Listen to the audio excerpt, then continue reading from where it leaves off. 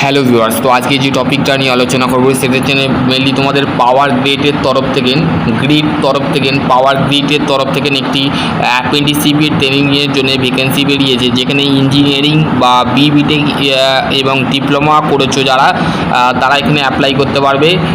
স্টেন রেজুয়েন্ট transmission system department, ঠিক আছে, power grid of corporation of India limited, ঠিক আছে। এটা হচ্ছে একটা সরকারি অ্যাপ্রেন্টিসশিপ সংস্থা, যেখানে তুমি যদি অ্যাপ্রেন্টিসশিপ করো তাহলে তোমরা এখানে অ্যাপ্লাই করতে পারবে, ঠিক আছে। কি বলেছে দেখো তোমাদের, engagement of the apprenticeship under to the apprenticeship act 1961। তো অনলাইন রেজিস্ট্রেশন শুরু হয়ে গেছে 25/8/2026-এ অলরেডি শুরু হয়ে গেছে।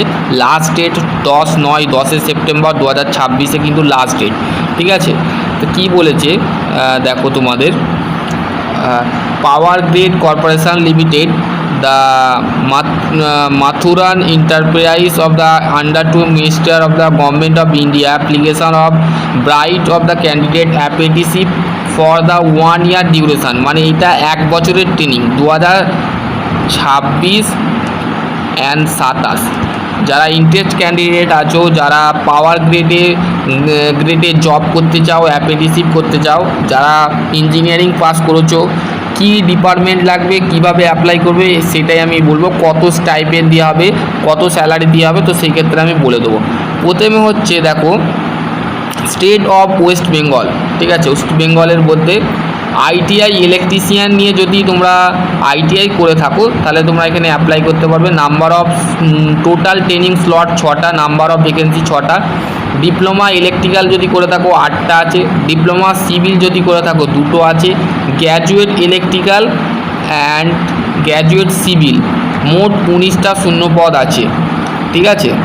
তো এখানে স্টেট অফ সিকিম যদি সিকিম রাজ্যে তোমরা বসবাস যদি করে থাকো তারা diploma electrical and graduate electrical 1টা করে আছে।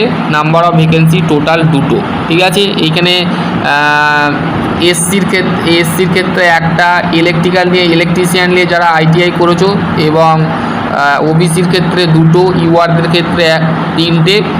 আর ডিপ্লোমা যারা করেছো, ঠিক আছে, ডিপ্লোমা যারা করেছো এসসির ক্ষেত্রে 1টা, এসটির ক্ষেত্রে 1টা, এনসিএল মানে ওবিসির ক্ষেত্রে 2টো, ওবিসির ক্ষেত্রে 2টো আইটিআই ইলেকট্রিশিয়ান এবং ইলেকট্রিক্যাল যে ডিপ্লোমা আছে তারা এখানে অ্যাপ্লাই করতে হবে। মেনলি এটা হচ্ছে ইলেকট্রিক্যাল যারা করে, সিভিল যারা করে তাদের ক্ষেত্রে এই একটা জবের অপরচুনিটি পাচ্ছে। এটা হচ্ছে একটা, যখন এর পার্মানেন্ট ভ্যাকেন্সি বেরোবে, যখন পার্মানেন্ট ইঞ্জিনিয়ারিং নেওয়া হবে, ইঞ্জিনিয়ারিং বা টেকনিশিয়ান নেওয়া হবে, তখন আমি তোমাদের ভ্যাকেন্সির আপডেট দিয়ে দেবো, ঠিক আছে।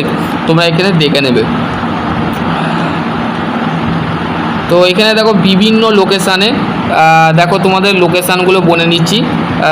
ট্রেনিং লোকেশান লিস্ট দিয়েছে আলিপুরদুয়ারি, বহরমপুর ওয়েস্ট বেঙ্গল, বানগুড়িয়া, বাইপাড়া, ঠিক আছে, ডালখুলি, দুর্গাপুর, মালদা, রাজারহাট, শিলিগুড়ি, কালনা,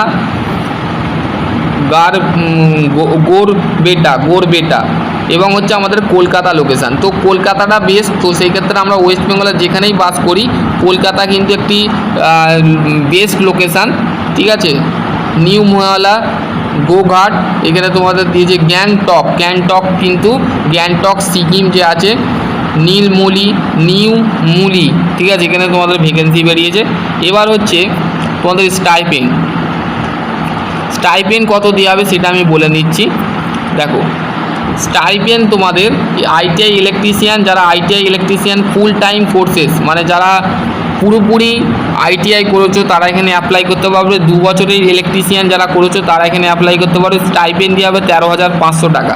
এবং ডিপ্লোমা ইলেকট্রিক্যাল ফুল টাইম 3 বছরের ডিপ্লোমা ইলেকট্রিক্যাল ইঞ্জিনিয়ারিং যারা করেছো তাদের ক্ষেত্রে 15,000 টাকা বেতন দেওয়া হবে, ঠিক আছে, বেতন বা স্টাইপেন্ড দেওয়া হবে। এবং diploma civil,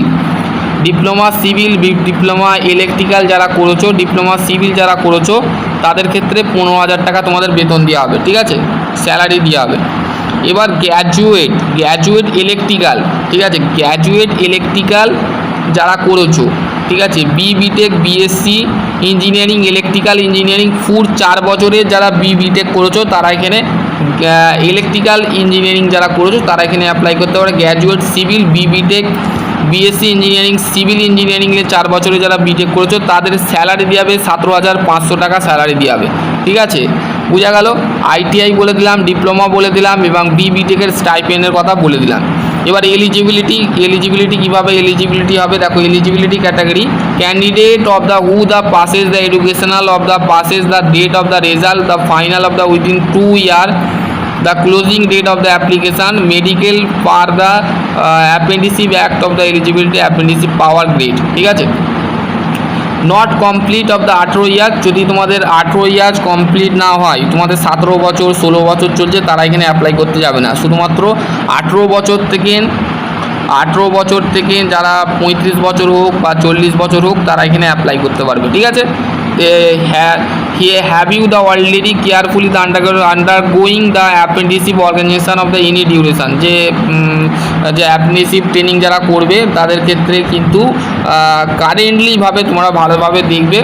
having the 1 year job experience, more of the job experience, যদি 1 বছর বা 2 বছর এক্সপিরিয়েন্স থাকে তাহলে তোমরা এখানে এলিজেবল হবে না। ঠিক আছে, এখানে তোমাদের not eligible apply to apprenticeship following the cases, মানে যারা ফ্রেশার ক্যান্ডিডেট আছে, প্রত্যেকটা অ্যাপ্রেন্টিসশিপ ক্যান্ডিডেট যারা থাকো, সেটা আইওসিএলের ভ্যাকেন্সি হোক, ইসরোর ভ্যাকেন্সি হোক, ডিআরডিওর ভ্যাকেন্সি হোক, অয়েল ইন্ডিয়া হোক, ইন্ডিয়া অয়েল হোক, ঠিক আছে, এই সমস্ত জায়গায় কিন্তু অ্যাপ্রেন্টিসশিপের ক্ষেত্রে কোনো এক্সপিরিয়েন্স লাগে না। ঠিক আছে, শুধুমাত্র ফ্রেশার যারা থাকে, মানে পাস আউট ক্যান্ডিডেট যারা আছো তারা এখানে অ্যাপ্লাই করতে পারবে। ঠিক আছে, বোঝা গেল। তারপরে যে প্লিজ নোট করতে বলেছে, দেখো এখানে কি বলেছে। Candidate the requested of the full time regular degree diploma qualification their respective year university, মানে তোমরা কিন্তু বলছে দয়া করে ক্যান্ডিডেটকে জানানো হচ্ছে যে তারা 3 বছরের ডিপ্লোমা বা 4 বছরের বিটেক যেন তাদের ইউনিভার্সিটির তরফ থেকে যেন তারা পেয়ে থাকে। কিন্তু ক্যান্ডিডেট হোল্ডিং দ্য কোয়ালিফিকেশান, যদি সে ধরে রেখে যদি কোয়ালিফিকেশান যোগ্যতা নেয়, যেমন part time, corresponding, distance education, online mood not eligible. কিন্তু যে সমস্ত ছাত্রছাত্রীরা ডিস্টেন্সে করেছে বা করসপন্ডিং বা পার্ট টাইম জব করেছো তারা এখানে অ্যাপ্লাই করতে পারবে না। Online mode of the not eligible, মানে এখানে বলেই দেওয়া হচ্ছে। ঠিক আছে, candidate should be the require of the qualification 2 year application of closing date. ঠিক আছে, এখানে 11/4 মানে 11/9/2024 থেকে 10/9/2024, এখানে 2 বছরের যে ডেট আছে সেটা কিন্তু ক্লোজিং ডেট, মানে একই ডেটে এর আগে একটা ভ্যাকেন্সি বেরিয়েছিল 2024-এ, তো সেই ভ্যাকেন্সির ডেটটা এখানে দিয়েছে। ঠিক আছে, সেটাই কিন্তু এখানে বলেছে। তারপর হচ্ছে the marks percentage of the marksheet of the clearly of the state the final of consolidation marksheet and certificate not the equivalent percentage of the issue the university must be upload. তাহলে কি বলছে, যাদের consolidating of marksheet certificate যে marksheet আছে, conversation letter issue must be upload করতে বলছে। ঠিক আছে,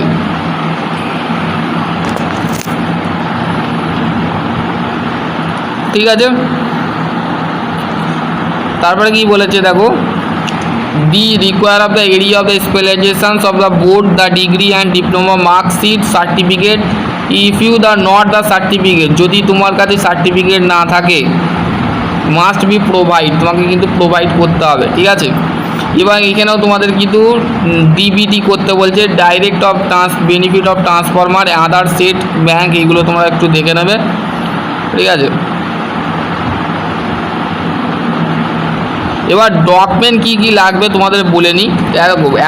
apprenticeship registration involvement of the NATS NAPS 100% complete of the upload of the profile of the পোর্টালে যে কিন্তু তোমরা তোমাদের যে রেজিস্ট্রেশন সেটা কিন্তু আপডেট করবে এবং কমপ্লিট করবে।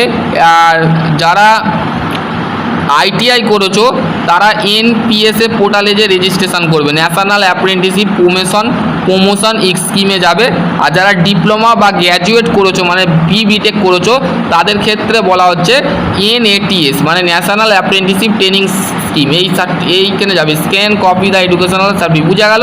এটা 1 নম্বর গেল। 2 নম্বর কী বলছে, scan copy the certificate and marksheet ক্লিয়ারলিভাবে তোমার মার্কশিট এবং হার্ড কপি যেটা আছে সেটা কিন্তু স্ক্যান করতে হবে, ঠিক আছে? এবং তোমার এজ, মাধ্যমিকের সার্টিফিকেট, আধার কার্ড, পাসওয়ার্ড লাগবে এবং এজ তোমার যেন মাধ্যমিকের সাথে বা আধার কার্ডের সাথে তোমার কিন্তু এজ লিমিট যেটা থাকে সেটা কিন্তু ভ্যারি থাকতে হবে, ঠিক আছে?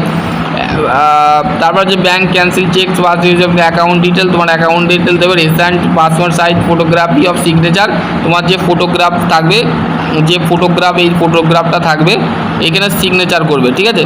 সিগনেচার করবে ফটোর পিছনে, সামনে করবে না, পিছনে, ঠিক আছে?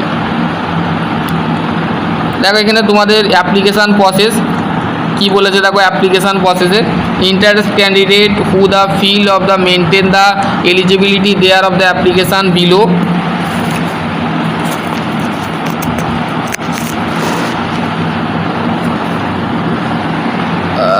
স্টেপ 1 কি বলেছে, NATS, এই যে এটা হচ্ছে ITI ইলেকট্রিশিয়ান যেটা আমি বললাম, আর NATS সেটা হচ্ছে degree, diploma engineering civil complete of the other of the upload of the require of document, ঠিক আছে?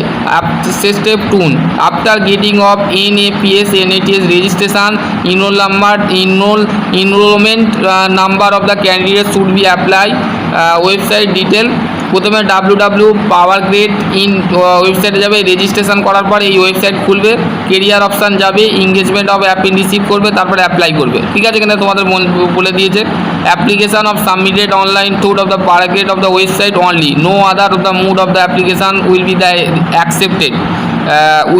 অ্যাকসেপ্টেড, মানে অন্য কোনো জায়গায় তোমাদের অ্যাকসেপ্টেড করা হবে না, শুধুমাত্র এই ওয়েবসাইট পাওয়ার গ্রেড ওয়েবসাইটে যেয়ে কিন্তু তোমাকে সাবমিট করতে হবে। There of the no application fee of the written exam, no application fee, কোনো চার্জ দিচ্ছে না, কোনো টাকা লাগবে না, রিটেন এক্সাম হবে না, লিখিত পরীক্ষা হবে না, ইন্টারভিউ হবে না, ঠিক আছে? এখানে তোমাদের মেনশান করে দিয়েছে।